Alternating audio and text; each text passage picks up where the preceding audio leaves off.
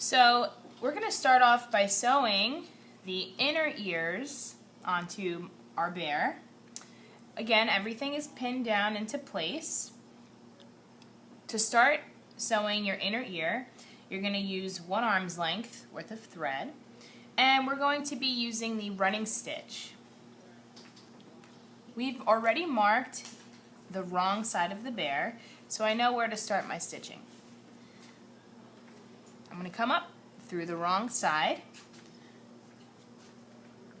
and I'm going to poke my needle through, and I'm going to start to do my running stitch. Over and under. Okay, so I'm going to come up through the wrong side, back down, and as you can see, my stitches are small and they're close together.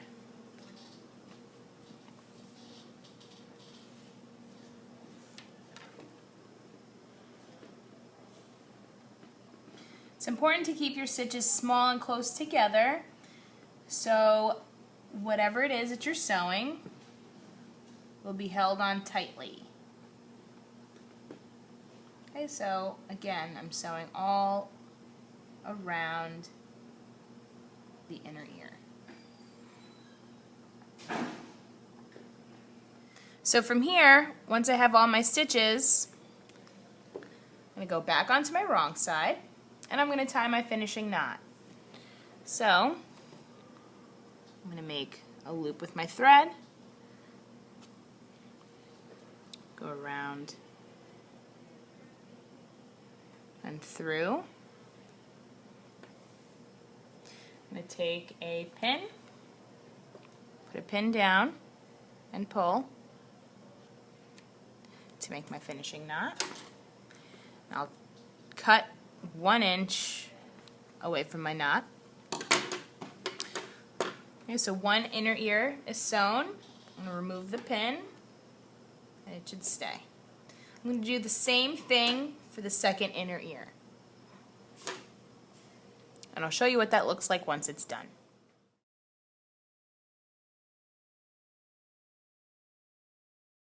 I have both of my inner ears sewn.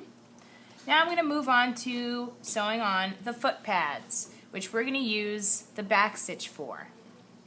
I've already threaded my needle. I'm using 2 arms lengths for the back stitch. And just like before, I'm going to start from the wrong side when sewing. I'm going to come up through the wrong side, pull. Now I'm going to take a stitch back, pull, and from the wrong side I move a little ahead of the last stitch, pull. I'm going to go back right next to the first stitch that I made, pull.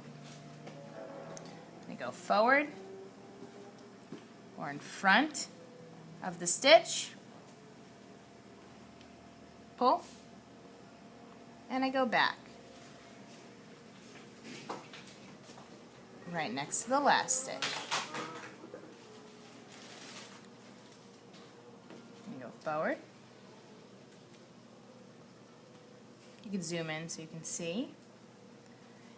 And I'm going to go back. You go forward, through the wrong side, pull, and go back, right next to the last stitch. So I'm going to continue to do my back stitches all along the edge of the foot pad, and then I will tie my finishing knot on the wrong side. So again, with the back stitch, it's going to look like overlapping stitches on the wrong side, as you can see. But then it'll look like close running stitches on the right side.